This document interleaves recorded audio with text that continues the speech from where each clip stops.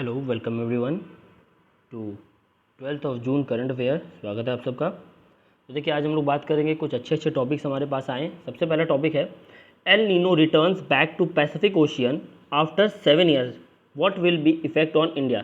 तो देखिए El Nino की वापसी होने वाली है 7 सालों बाद, और ये कहा जा रहा है कि भारत पे क्या इम्पैक्ट पड़ेगा। सबसे पहले तो देखिए सबसे इंपॉर्टेंट शब्द यहीं आ गया, एल नीनो होता क्या है। ये काफ़ी सारे लोगों को यही नहीं मालूम होगा कि एल नीनो, ला नीना, ये सब क्या होता है। तो आज मैं आपको ये कॉन्सेप्ट एकदम क्रिस्टल क्लियर कर दूंगा ताकि आपको दोबारा कहीं से इसको पढ़ने की ज़रूरत न पड़े। अच्छा देखिए, सबसे पहले मैं आपको कुछ चीज़ें बता देता हूँ, ध्यान से मेरी बातों को सुनिएगा।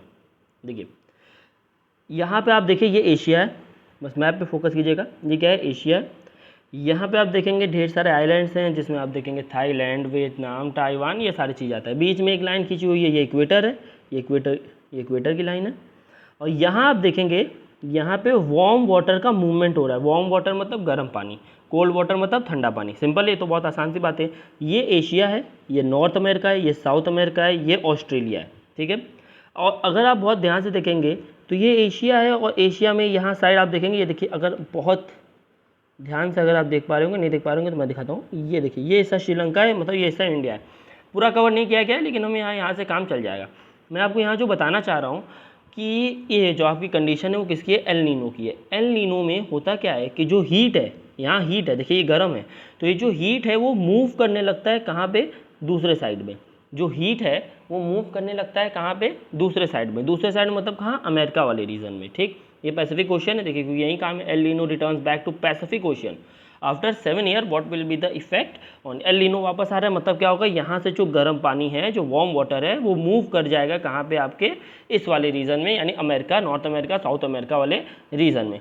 अच्छा देखिए, इससे क्या होगा, तो जाहिर सी बात है, अगर यहाँ पे वार्म वाटर इधर की तरफ जा रहा है तो कोल्ड वाटर जो होगा वो यहाँ से यहाँ की तरफ आ जाएगा। एक सेकंड मैं थोड़ा क्लियर कर देता हूँ जी। अब देखिए, अगर वार्म वाटर एशिया से अमेरिका की तरफ जा रहा है तो अमेरिका से कोल्ड वाटर किधर आ जाना चाहिए, एशिया की तरफ आ जाना चाहिए। और ये आ किसकी वजह से है, ये भी जान लेते हैं। तो ये जो मूवमेंट हो रही है वो किसकी वजह से हो रही है, ट्रेड विंड्स की वजह से। किसकी वजह से हो रही है, ट्रेड विंड्स की वजह से हो रही है। तो ट्रेड विंड्स की वजह से यहाँ पे काम हो रहा है। तो अभी हमने यहाँ पे एक मूवमेंट को समझा कि किस तरीके से चीज़ें मूव कर रही हैं। बस एक सेकंड रुकिए दोस्तों जी। अब देखिए, तो यहाँ पे ये कहा गया कि El Nino last time seen in 2016, now again will be seen in Pacific Ocean. किसने कहा था, NOAA ने, ठीक है। तो NOAA का मैं एक बार फुल फॉर्म बता देता हूँ, national oceanic and atmospheric administration. ये है USA की एक बॉडी है। अब देखिए यहाँ पे एल नीनो की वजह से होगा क्या, फिर मैं आपको बताता हूँ। एल नीनो की वजह से बेसिकली जो आपका ये जो वार्म एयर है, जैसा आप देख सकते हैं, तो वार्म एयर एशिया से शिफ्ट होकर अमेरिका की तरफ चला गया। ये देखिए, ये शिफ्ट होकर अमेरिका की तरफ चला गया।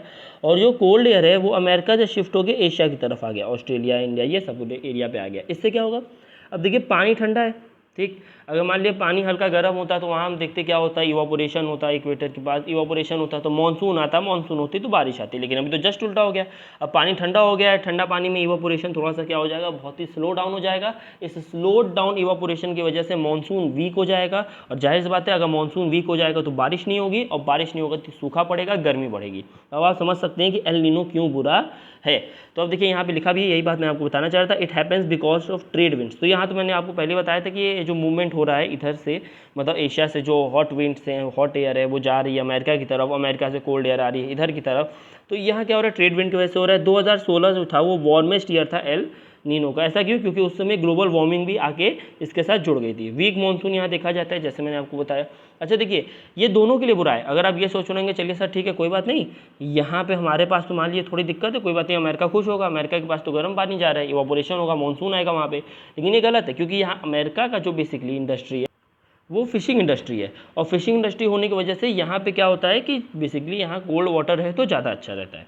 अच्छा देखिए, अभी तक मैंने आपको एल नीनो के बारे में बताया। तो एल नीनो तो आपने देखा बुरा है, ख़राब है। यहाँ पे देखेंगे ड्रॉट्स आते हैं, सूखा पड़ता है। तो इसका भी एक अपोजिट होता है जो बेसिकली अच्छा होता है इंडिया या एशिया के लिए, और बेसिकली यहाँ साउथ अमेरिका रीजन वाले, नॉर्थ अमेरिका या अमेरिकन रीजन के लिए भी उसको बोलते हैं ला नीना। तो देखिए ला नीना के बारे में थोड़ी सी जानकारी ले लेते हैं। ये रहा आपके सामने ला नीना। देखिए इसमें क्या होता है, it is good for India because it brings monsoon. तो देखिए मानसून, बारिश इसी की वजह से आती है भाई। हमारा पूरा का पूरा मेन जो सेक्टर है वो आप देखेंगे एग्रीकल्चर सेक्टर है, तो एग्रीकल्चर सेक्टर चल किसके बल पे रहा है, बेसिकली आप देखेंगे जो बारिश हो रही है भारत में या कहीं पे भी बारिश की ज़रूरत है। ला नीना देखिए जैसे मैंने आपको बताया था एल नीनो का अपोजिट है क्या का, यानी कि आप देखिए अब क्या हो रही है, गर्म हवा जो है वो आ रही है अमेरिका से एशिया की तरफ, गर्म हवा आ रही है अमेरिका से एशिया की तरफ और ठंडी हवा जा रही है एशिया से अमेरिका की तरफ। तो ये दोनों के लिए अच्छा है, फिशरी इंडस्ट्री के लिए यहाँ पे अमेरिका को भी फ़ायदा हो रहा है और मॉनसून आने के कारण यहाँ पे इंडिया को भी फ़ायदा हो रहा है। और यहाँ आप देख सकते हैं ये किसकी वजह से हो रहा है, मैंने आपको बताया था सेम रीज़न वही रहेगा कि ये किसकी वजह से हो रहा है। तो कोई भी आपसे पूछे तो बोल दीजिएगा ट्रेड विंड्स। अब ये ट्रेड विंड्स क्या है, ये बेसिकली एक ज्योग्राफी का कॉन्सेप्ट है, इसके बारे में हम लोग कभी और जानेंगे। तो अब यहाँ देख सकते हैं कि ये देखिए ये गर्म हवा यहाँ लेके गई, ये ठंडा हवा हो गया यहाँ पे, ये ठंडी हवा को वापस लेके आ रही है। इस तरह से कुछ मूवमेंट आपको क्या हो रहा है दिखा रहा है, ठीक। तो बेसिकली यहाँ पे क्या हो रहा है कि इस साइड ला नीना में गर्म हवा रहेगी, गर्म हवा आएगी और इस साइड क्या हो जाएगी कोल्ड एयर चली जाएगी। जस्ट अपोजिट हो जाएगा किसमें, एल नीनो में, जहाँ से गर्म हवा यहाँ शिफ्ट हो जाएगी और ठंडी हवा इधर शिफ्ट हो जाएगी। आई होप आपको दोनों चीज़ें समझ में आ गई होंगी। तो मेन न्यूज़ क्या था कि 7 सालों बाद पैसिफिक ओशन में दोबारा क्या देखने को मिलने वाला है, आपको देखने को मिलने वाला है एल नीनो। चलिए आइए अगले टॉपिक की बात करते हैं। बहुत मैंने देखिए यहाँ पे खूबसूरत सा एक इमेज लिया है, तो आप पहले एक टॉपिक देख लेते हैं। Sambar deer resting by a pond in Mudumalai Tiger Reserve. तो सर आप देखेंगे सर यहाँ पे पॉन्ड में रेस्ट करते हुए हमें डियर तो दिख नहीं रहा है जी, क्योंकि देखिए ये बेसिकली मुदुमलाई टाइगर रिजर्व का फिगर नहीं है। बेसिकली मैं उसे लगा सकता था लेकिन मैंने एक दूसरा फिगर लगाया, क्यूट अच्छा लग रहा है, ये क्यूट टाइप के डियर्स लग रहे हैं यहाँ पे, ठीक। वो भी वहाँ से भी अच्छे लग रहे थे लेकिन वहाँ की इमेज मुझे प्रॉपरली मिल नहीं पा रही थी, तो मैंने ये लगाया है। देखिए अब यहाँ पे क्या लिखा हुआ है, ये देखिए सबसे पहले सांबर डियर के बारे में बात हो रहा है। सांबर डियर ये रहा आपके सामने। सांबर डियर के बारे में यूपीएससी में एक सवाल भी पूछ चुका था, नॉर्दर्न टेल्ड मकाओ, सीवेट और ये सांबर डियर था, जिसमें से कौन से नॉकटर्नल है आपको बताना था अगर आपको याद हो तो। देखिए तो ये आपके सामने ये रहे सांबर डियर, ये बेसिकली काजीरंगा नेशनल पार्क का आप देखेंगे इमेज है, जिस समय वहाँ पर फ्लडिंग आई हुई थी। खैर ये इमेज के बारे में कोई बाद में बात करेंगे, हम लोग यहाँ देखते हैं थोड़ा सा। भाई सांबर डियर इंपॉर्टेंट है, IUCN international union of conservation of nature में देखेंगे कौन सी कैटेगरी में रखा गया, वल्नरेबल कैटेगरी में रखा गया है, इनकी संख्या कम है। प्रोटेक्शन में शेड्यूल 1 आप इनका शिकार नहीं कर सकते। दे आर सीन कहाँ देखा जाते हैं, गुजरात में एंड राजस्थान में। तो गुजरात राजस्थान और जो टाइगर रिजर्व नेशनल पार्क है वहाँ तो है ही है। ये नॉकटर्नल होते हैं नेचर में, यानी रात को एक्टिव हो जाते हैं। हंटिंग हो गई, देखिए इनकी पॉपुलेशन बहुत कम हो गई थी हंटिंग के कारण, इसीलिए इनको क्या किया गया, प्रोटेक्ट करके अब स्टेटस कर दे दिया गया है कि भैया आपको हम क्या करेंगे, प्रोटेक्ट करके रखेंगे। तो अब देखिए सबसे पहले तो हमने सांबर डियर के बारे में सारी चीज़ें जान ली कि हाँ देखिए सांबर डियर क्या है, वल्नरेबल में रखा गया है, शेड्यूल 1 में, कहाँ देखने को मिलता है, गुजरात राजस्थान में, नॉकटर्नल नाइट को एक्टिव रहते हैं, इनकी पॉपुलेशन कम होती जा रही है। आपके सामने ये रहा सांबर डियर। अब हम लोग बात करते हैं मुदुमलाई टाइगर रिजर्व के बारे में, क्योंकि ये भी दिया हुआ है। तो चलिए नेक्स्ट स्लाइड में मैं आपको मुदुमलाई टाइगर रिजर्व के बारे में बताता हूँ। ये रहा, ये देखिए दोस्तों मुदुमलाई टाइगर रिजर्व। अब ये मुदुमलाई टाइगर रिजर्व के बारे में देखते हैं। It is spread at tri junction of 3 states which are Kerala, Karnataka and Tamil Nadu. तो ये ट्राई जंक्शन का मतलब क्या होता है, 3 स्टेट्स के जंक्शन पॉइंट को मिला के ये बना हुआ है। अगर आप बहुत ध्यान से देखें तो इस एरिया को देखिए, ये हिस्सा, तो ये हिस्सा आप देखेंगे, एक सेकंड में थोड़ा सा इसको कट करो जी। तो ये हिस्सा अगर आप देखेंगे तो ये हिस्सा जो है ये किसको रिप्रेजेंट कर रहा है, तमिलनाडु को रिप्रेजेंट कर रहा है, ये तमिलनाडु को रिप्रेजेंट कर रहा है। ये छोटा सा हिस्सा, एक सेकंड, ये हिस्सा देखेंगे ये किसको रिप्रेजेंट कर रहा है, केरला को रिप्रेजेंट कर रहा है। और ये हिस्सा आप देखेंगे ये किसको रिप्रेजेंट कर रहा है, कर्नाटका को रिप्रेजेंट कर रहा है। तो आई होप आप समझ गए होंगे। अगर आप यहाँ देखेंगे, आप देखिए मैं आपको जहाँ दिखाना चाहता हूँ, इस पॉइंट पर आप देखेंगे तो आप देखिए ये इसकी, एक सेकेंड कट गया, कोई बात नहीं, देखिए तो आप देखिए ये तमिलनाडु की बाउंड्री यहाँ टच है, केरला की बाउंड्री भी टच है और कर्नाटक की बाउंड्री भी टच है। तो एक स्पेसिफिक पॉइंट पे आप देखेंगे, इस पॉइंट पे तीनों की बाउंड्री टच है। इसी को यहाँ जूम करके आपको दिखा दिया है, ये देख सकते हैं, ये मुदुमलाई वाइल्ड लाइफ सेंचुरी तीनों के साथ मिले हुए हैं। यहाँ पे आप देखेंगे कि ये इसी के बगल में देखेंगे वायनाड वाइल्ड लाइफ सेंचुरी देखने को मिलेगा, बंदीपुर टाइगर रिजर्व देखने को मिलेगा। तो ये सारी चीज़ें भी याद रखिएगा। अब इसके आगे देखते हैं, ये क्या बोला, इट इज़ वाइड स्प्रेड, जैसे मैंने आपको बताया था 3 केरला, कर्नाटक और तमिलनाडु। एक और पॉइंट देख लेते हैं, it is a part of Nilgiri biosphere reserve. तो ये क्या है, नीलगिरी बायोस्फीयर रिजर्व का पार्ट है। हमारे इंडिया में टोटल 18 बायोस्फीयर रिजर्व्स हैं, उसी में से एक है नीलगिरी बायोस्फीयर रिजर्व, काफ़ी ह्यूज है ये। और इसी के अंदर आप देखेंगे मुदुमलाई टाइगर रिजर्व देखने को मिलेगा। अच्छा, कुछ एक्सक्लूसिव फ्लोरा और फोना यानी जानवर और पेड़ों की जो प्रजातियाँ यहाँ पाई जाती हैं उनके बारे में कुछ बातें करते हैं। एलिफेंट ग्रास यहाँ आपको देखने को मिलेगा, बहुत ही टॉल ग्रासेज होते हैं ये। 260 plus bird species are found over year. तो समझ सकते हैं कि 260 प्रजातियों से भी ज़्यादा है। यहाँ पे आपको चिड़िया देखने को मिलेगी। भारत की 8% जो चिड़ियों की पॉपुलेशन है, प्रजातियाँ हैं बेसिकली, उसमें जो जितनी भी भारत में चिड़ियों की प्रजाति है उसका 8% आप देखेंगे आपको कहाँ देखने को मिल जाएगा, मुदुमलाई टाइगर रिजर्व में। तो आप देख सकते हैं कि कितना ज़्यादा क्या हो चुका है, इंपॉर्टेंट हो चुका है। ठीक, कुछ चीज़ें थी, आई होप आपको समझ में आया होगा। आइए नेक्स्ट स्लाइड पे आते हैं। ये हमारा आखिरी स्लाइड है, बेसिकली आखिरी टॉपिक भी है, आखिरी स्लाइड तो नहीं कह सकते, एक स्लाइड और इसके बाद आखिरी टॉपिक है ये। चलिए देखते बात करते हैं। साइक्लोन आया था, साइक्लोन आने वाला है, अभी हिट करने वाला है, सॉरी आया नहीं है, साइक्लोन है, उसका नाम है Biparjoy, set to hit Kutch. देखिए कच्छ कहाँ है, गुजरात में, तो गुजरात को क्या बोला है, तैयार होने को बोला है। Cyclone Biparjoy set to hit Kutch Gujarat की ईयर्स अब, तो कच्छ पे हिट करने वाला है, गुजरात से बोला तैयारी कर लीजिए। अच्छा देखिए, साइक्लोन की कैटेगरी होती है, तो ये है एक्सट्रीमली सीवियर साइक्लोनिक स्टॉर्म, यानी थोड़ा सा खतरनाक है, ये हिट करेगा तो नुकसान करेगा। 150 किलोमीटर पर आवर इसकी स्पीड है। अच्छा देखिए, अब कुछ फैक्चुअल डेटा और इंपॉर्टेंट डेटा की बात करते हैं। ये नेम जो था बिपरजॉय साइक्लोन है, जो अभी मैं आपको बताता हूँ साइक्लोन क्या होता है, क्या क्या उनके अलग अलग नाम होते हैं, भी बताएंगे, बस सुन लीजिए। तो ये जो बिपरजॉय है, ये नाम दिया गया था किसके द्वारा, बांग्लादेश के द्वारा, जिसको बंगाली का मतलब, बंगाली में इसका मतलब होता है डिजास्टर। तो यहाँ क्या है, बांग्लादेश के द्वारा ये नाम दिया गया है। अच्छा देखिए, जो नामकरण होता है साइक्लोन का, वो 13 कंट्री करती है, वो 13 कंट्री का नाम भी मैं आपको बताऊंगा, नेक्स्ट स्लाइड में दिया हुआ है। अच्छा देखिए, एक चीज़ और, अलग अलग जगहों पे अलग अलग कॉन्टिनेंट्स के पास या अलग अलग एरियाज़ में आप देखेंगे साइक्लोन तो वही है, प्रोसीजर वही है, चीज़ वही रहेगी, लेकिन उसके नाम बदल जाते हैं।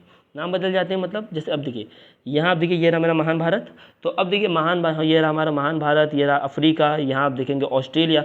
तो अगर देखिए, सबसे पहले एक सेकंड जी, तो अगर इंडिया वाले पूरे रीजन में, अफ्रीका वाले पूरे रीजन में, यहाँ पे अगर पूरा साइक्लोन आ रहा है, इस साइड साइक्लोन आ रहा है, तो हम बोलेंगे इसको साइक्लोन। तो मतलब कोई बहुत बड़ी बात नहीं है, साइक्लोन को साइक्लोन ही बुला रहे हैं। अगर आप देखेंगे चाइना आइना वाले रीजन में आ रहा है, ये देखिए चाइना आइना वाले पूरे रीजन में आ रहा है, इस साइड मतलब इधर से पूरा रीजन में आ रहा है, तो उसको बोलते हैं टाइफून। तो याद देखिए, उसको क्या बोलते हैं, टाइफून। हांगकॉन्ग, चाइना, ये सारे एरिया में तो क्या बोलेंगे, टाइफून बोलेंगे।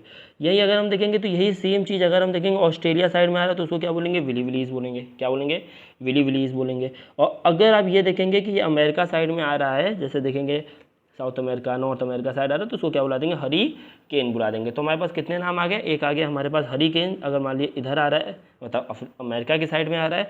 एक हम बुलाते हैं साइक्लोन, अगर एशिया की साइड में आ रहा है। एक हम बुला रहे हैं आपका विली विलीज, अगर ऑस्ट्रेलिया में आ रहा है, ऑस्ट्रेलिया के पास आ रहा है। और अगर चाइना और उसके अगल बगल के यहाँ पे देखेंगे कंट्रीज़ में आ रहा है, तो हम ये कह सकते हैं कि इसको क्या बोलेंगे, टाइफून बोलेंगे। तो आप समझ गए होंगे, 4 नाम है, हरिकेन, साइक्लोन, विली विलीज और टाइफून। कौन सा किसको कहते हैं, ये भी मैंने आपको बता दिया है। आइए अब नेक्स्ट स्लाइड में बात करते हैं ये नामकरण के बारे में, कि कौन करता है नामकरण और कौन वो 13 कंट्रीज़ हैं जो नामकरण करने का काम करती हैं। आइए, और फिर यहाँ पे हम लोग साइक्लोन का प्रोसीजर भी समझ लेंगे। सबसे पहले देख लेते हैं कुछ चीज़ें। The naming of cyclone was started by World Meteorological Organization. तो वर्ल्ड मेट्रोलॉजिकल ऑर्गेनाइजेशन ने साइक्लोन का नामकरण करना चालू किया था। मैक्सिमम 8 लेटर अलाउ होते हैं एक साइक्लोन को नाम देने के लिए, 8 लेटर से ज़्यादा आप यूज़ नहीं कर सकते, याद रखिएगा। अगर आप बहुत ध्यान से देखेंगे तो ये जो बिपरजॉय काउंट कर लीजिए, 1 2 3 4 5 6 7 8। तो यहाँ पे भी क्या है, 8 ही लेटर्स का इस्तेमाल किया गया है। 8 से ज़्यादा नहीं यूज़ कर सकते, 8 से कम कर सकते हैं जी। अब देखिए, तो यहाँ पे एक आ गया है कि ये जो नेमिंग है साइक्लोन का, इसको वर्ल्ड मेट्रोलॉजिकल डिपार्टमेंट ऑर्गेनाइजेशन ने किया था। पहले बात, 8 लेटर अलाउ है। कौन कौन से 13 कंट्रीज़ है मैंने आपको बताया था, मैं आपको बताऊँगा, आ गया वो समय। देखिए, हमारा महान Bharat, India, Bangladesh, Pakistan, Myanmar, Maldives, Oman, Sri Lanka, Thailand, Iran, Qatar, Saudi Arabia, United Arab Emirates और यमन। तो आप देख सकते हैं ये सारे वो 13 कंट्री गिन भी सकते हैं। India 1, Bangladesh 2, Pakistan 3, Myanmar 4, Maldives 5, Oman 6, Sri Lanka 7, Thailand 8वां, ईरान 9वां, कतार 10वां, सऊदी अरेबिया 11वां, यूएई 12वां और यमन 13वां। ठीक है, आई होप आप समझ गए होंगे। आइए अब हम लोग बात करते हैं नेमिंग ऑफ द साइक्लोन, और ये आखिरी स्लाइड भी है, और इसी के साथ हमारा टॉपिक खत्म हो जाएगा। क्या देखिए, पहले हम लोग सीख लेते हैं चीज़ों को। तो क्या बोला है, नेमिंग ऑफ द साइक्लोन के यहाँ पे बात किया हुआ है कि साइक्लोन का नामकरण कैसे किया जाता है।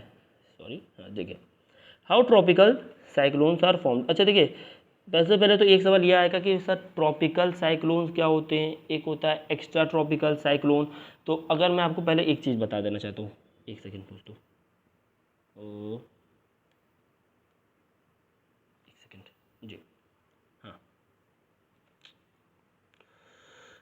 वेट, देखिए, तो मान लीजिए ये इक्वेटर है, मान लीजिए ये इक्वेटर है, ऊपर आप देखेंगे तो आपको क्या मिलेगा, ट्रॉपिक ऑफ कैंसर। नीचे आप देखेंगे क्या मिलेगा, ट्रॉपिक ऑफ कैप्रिकॉर्न।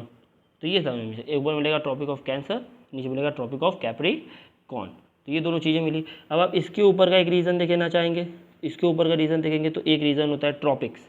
तो जितना ये यहाँ पे देखेंगे ये हिस्सा होगा ट्रॉपिक्स। ट्रॉपिक्स वो रीजन होते हैं जहाँ बहुत भरपूर बारिश होती है। इक्वेटर के पास ही ट्रॉपिक होगा, इक्वेटर के पास गर्मी है, लेकिन इक्वेटर से ज़्यादा बारिश कहाँ होती है, ट्रॉपिकल रीजन में होती है। अब क्यों होती है ये मत जानिए, इसमें भी विंड्स का हाथ होता है। तो बेसिकली ये इक्वेटर 0 डिग्री, यहाँ पे जहाँ बारिश हो रही है एकदम अच्छे से कैप्रिकॉर्न साइड में भी और कैंसर के साइड में भी, उसी को क्या बोलते हैं, ट्रॉपिकल रीजन्स बोलते हैं। सबसे पहली बात। दूसरी बात, अब अगर मैं आपसे ये कहूँ कि इतने एरिया में, मतलब ट्रॉपिक ऑफ कैंसर और Tropic of Capricorn along with the equator, अगर साइक्लोन्स आ रहे हैं, साइक्लोन्स आ रहे हैं, साइक्लोन्स आ रहा है यहाँ, यहाँ आ रहा है, तो इसको हम बोलेंगे ट्रॉपिकल साइक्लोन। क्या बुलाएंगे, ट्रॉपिकल साइक्लोन। लेकिन जैसे ही साइक्लोन इस एरिया से बाहर आ गया, टेम्परेट रीजन में आ गया, मतलब सॉरी ये तो इसी का रीजन हो जाएगा, एक सेकेंड, इस रीजन में आ गया, इसके बाहर आ गया, तो उसका नाम बदल के क्या हो जाएगा, एक्स्ट्रा ट्रॉपिकल साइक्लोन। तो आई होप आप समझ गए होंगे कि ट्रॉपिकल साइक्लोन्स और एक्स्ट्रा ट्रॉपिकल साइक्लोन्स में क्या अंतर होता है। चलिए आते हैं अपने टॉपिक पे वापस कि साइक्लोन्स बनते कैसे हैं। देखिए, तो how are tropical cyclones are formed, high humidity and ocean temperature over 26 degree are major contribution factor. देखिए याद रखिए, नमी होनी चाहिए, ओशियन के टेम्परेचर में पानी होना चाहिए, पानी तो ये ओशियन में बन रहा है, तो 26 डिग्री का टेम्परेचर मिनिमम चाहिए। अच्छा देखिए, सबसे पहले पास एकदम ध्यान से बात सुनेगा, ये रहा स्टेप 1, ये रहा स्टेप 2, ये रहा स्टेप 3। स्टेप 1 में क्या हुआ, तो स्टेप 1 में ये हुआ कि गर्म जो ये मान लीजिए सन है आपका, तो एक सेकेंड जानिए, ये ऑरेंज रखो ज़्यादा चलेगा, ये सन है ठीक है, या वेट ये सन है ठीक है। देखिए अच्छे से सनलाइट पड़ रही है। अब जाहिर बात है, आपको सोचिए जब सनलाइट पड़ेगी तो वाटर हीट होगा, वाटर हीट होगा तो इवापोरेशन होगा, इवापोरेशन होगा तो देखिए वार्म एयर ऊपर चली जाएगी, वार्म एयर ऊपर चली गई। जब वार्म एयर ऊपर चली गई तो नीचे की जगह जो है, स्पेस जो है, वहाँ एक डिप्रेशन बना, उस डिप्रेशन को भरने के लिए कोल्ड एयर आ गई। ये देखिए नीला वाला कोल्ड एयर है, तो ये कोल्ड एयर आ गई इसको भरने के लिए। तो ये देखिए वार्म एयर ऊपर गई, कोल्ड एयर आ गई, फिर वार्म एयर ऊपर गई, फिर कोल्ड एयर आ गई, फिर वार्म एयर ऊपर गई। तो ऐसे देखते देखते देखते देखते आप देखेंगे कि वार्म एयर का ऊपर जाना, ऊपर जाके वो इवापोरेशन कंडेंसेशन करके देखिए क्लाउड बनाएगा, और नीचे की तरफ आप देखेंगे कोल्ड एयर जैसे जैसे इसको बढ़ता जाएगा, यहाँ पे आप एक स्टॉर्मी कंडीशन देखेंगे। हुआ क्या, और यही बाद में अंत में साइक्लोन बन जाएगा। एक बार मैं आपको पढ़ के दिखा देता हूँ। वाटर इवापोरेट्स, एक सेकंड में इसको कट कर दूँ जी। अब देखिए एक सेकंड बाद दोस्तों, अब देखिए, water evaporates from the ocean surface and comes into the contact of mass cold air forming cloud। तो वाटर क्या हो गया, जैसा पहले स्टेज में देख सकते हैं, ये लाल लाल देखिए इवापोरेट हो रहा है ओशन सरफेस से, ये क्या आ रहा है, कोल्ड एयर में जा रहा है, कोल्ड एयर से टकरा के क्या हो जा रहा है, क्लाउड बन जा रहा है। ये कोल्ड एयर से टकरा के क्या हो जा रहा है, क्लाउड बन जा रहा है। अच्छा देखिए यहाँ पे क्या हो गया, जाहिर सी बात है कि अब वाटर ऊपर गया तो नीचे लो प्रेशर बन गया, तो column of low pressure generate at the centre, wind form around the column. तो यहाँ पे विंड क्या हो जाएगा, फॉर्म करना चालू कर देंगे, नीचे की तरफ आके उस जगह को भरना चालू कर देंगी। अब pressure, as the pressure in the central column the eye weakens and the speed and wind about increases. तो देखिए जैसे जैसे प्रेशर बढ़ता जाएगा सेंट्रल कॉलम में, वीक हो जाएगा धीरे धीरे करते करते, इसी से क्या होगा, विंड की स्पीड बढ़ेगी और साइक्लोन बनता जाएगा। अच्छा देखिए, तो क्या साइक्लोन रुकेगा, नहीं बिल्कुल रुकेगा। देखिए साइक्लोन कब रुकेगा, तो साइक्लोन तब रुकता है बेसिकली जब वो क्या होगा, आपके ज़मीन के कॉन्टैक्ट से आ जाता है, क्योंकि उसकी फिर वाटर सप्लाई क्या हो जाती है, कट हो जाती है। अच्छा एक चीज़ और मैं आपको यहाँ बता देना चाहता हूँ कि ये जो पूरा बीच वाला आप हिस्सा देख रहे हैं, बीच वाला, इसको बोलते हैं आई ऑफ द साइक्लोन। तो आई ऑफ द साइक्लोन बेसिकली थोड़ा सा मतलब ये कहते हैं कि काल्मेस्ट रीजन होता है। अब ये सोचेंगे कि सर सोचिए साइक्लोन और साइक्लोन के बीच में उसका सबसे शांत हिस्सा है, तो अगर हम ये कहें कि देखिए सबसे पहले सबसे शांत हिस्सा या ये आई जिसको बोलते हैं, इसके बाद आता है बहुत ही खतरनाक, और फिर होता है उससे एक सेकंड जी, और फिर होता है उससे कम खतरनाक। तो सबसे पहले क्या होगा, जो सबसे खतरनाक वाला, नहीं सॉरी, सब कम खतरनाक वाला है वो टकराएगा, तो आप सोचेंगे कि चलो सब ठीक हो गया, अब उससे खतरनाक वाला टकराएगा, तो फिर क्या होगा, एक समय बाद आई आएगा, तो आई में क्या होता है, एकदम यहाँ पे शांति बनी होती है। लेकिन याद रखिए, जैसे ही किसी साइक्लोन का लैंड से कांटेक्ट होता है, उस लैंड से कांटेक्ट होते ही वहाँ पे क्या होता है, पूरा की तरह मतलब ये कहते हैं साइक्लोन पूरी तरीके से डिग्रेड हो जाता है, खत्म हो जाता है। ठीक, आज के लिए बस इतना ही। चैनल को लाइक कीजिएगा, सब्सक्राइब कीजिएगा, टेलीग्राम ग्रुप को ज्वाइन कीजिए फर्दर नोटिफिकेशंस और PDF के लिए। थैंक यू, मिलते हैं आपसे नेक्स्ट वीडियो में। जय हिंद।